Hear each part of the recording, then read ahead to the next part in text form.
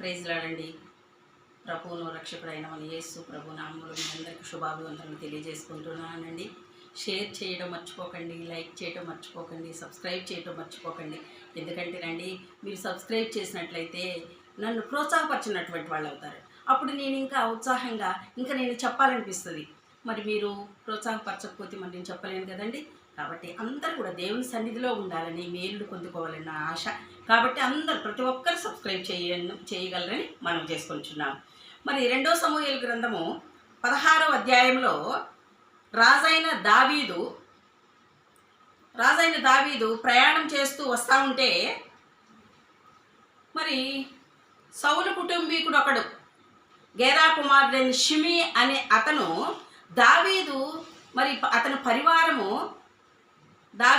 పరివారము వెంట నడుచుకుంటూ వెళ్తూ ఉంటే గబాగబా పరిగెత్తుకుంటూ వచ్చి రాళ్ళు రువ్వుకుంటూ మట్టి రువ్వుకుంటూ దావీదు మీద చీపో అనుకుంటూ దుర్మార్గుడా మరి సౌలు కుటుంబీకుల మీద నువ్వు చిన్న చూపు చూశావు, నరహంతకుడా, దుర్మార్గుడా, సౌలు ఇంటి వారిని హత్య చేశావు అని తిట్టుకుంటూ మరి అతని దేవుళ్ళ పేరు మీద శపించుకుంటూ వస్తున్నాడు.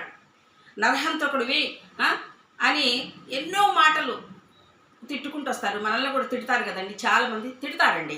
మరి తిట్టుకుంటూ వస్తుంటే మరి దావీదు ప్రక్కన ఉన్నటువంటి అబీషై అంటాడు, నా రాజుని నా ఏలిన వాడిని ఈ సచ్చిన కుక్క ఎందుకు తిడుతున్నాడు, ఎందుకు శపిస్తున్నాడు? మరి రాజా నీ చిత్తమైతే వాడిని తల నరికేస్తానంటాడు అని చుట్టుప్రక్కల ప్రజలందరూ ఉన్నారు, గొప్పవారు ఉన్నారు, బలాఢ్యులు ఉన్నారు దావీదు పక్కన. అయినా కానీ వాడికి భయం లేకుండా, చెడ్డవాడికి ఎప్పుడు భయం ఉండదండి, దుర్మార్గుడికి ఎప్పుడు భయం ఉండదండి, మంచి వాళ్ళనే ఈ దుర్మార్గులు తిడుతూ ఉంటారు. కాబట్టి ప్రియమైన వాళ్ళారా, మనల్ని కూడా జీవితంలో ఎంతోమంది ఎన్నో విధాలుగా తిడుతుంటారు, నిందలు వేస్తుంటారు, తిడుతుంటారు, భక్తి ఉన్నా తిడుతుంటారు, ప్రార్థన చేసినా తిడుతుంటారు కొంతమంది. కాబట్టి నిందలు వేస్తుంటారు.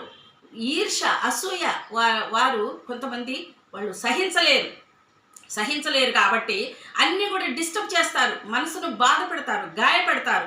అట్లనే ఈ షమి కూడా అట్లనే తిట్టుకుంటూ ఆక్షేపణ చేస్తూ ఉంటే మరి వీళ్ళు తన్నాలను చూస్తారు, కొట్టాలని చూస్తారు. అప్పుడు దావీదు అంటారు, వద్దు, వాడిని పట్టించుకోబాకండి, నా కడుపును పుట్టిన కుమారుళ్ళే నన్ను ప్రాణం తీయడానికి చూస్తూ ఉన్నారు.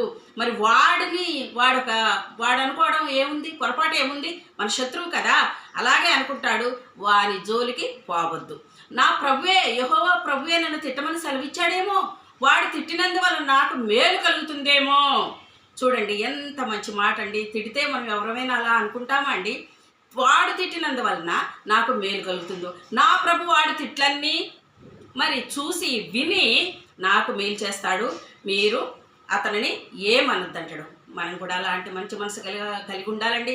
నా విషయంలో చూసినట్లయితే మా పొలం సర్వే చేయడానికి మేము సర్వేని పిలుచుకున్నప్పుడు మా బంధువులు ఇష్టం వచ్చినట్టు తిట్టారండి, ఏమేమో తిట్టారు. నేను నా భర్త తలకాయించుకొని వచ్చామండి. నాకు అప్పటి వరకు ఈ వాక్యం తెలియదు.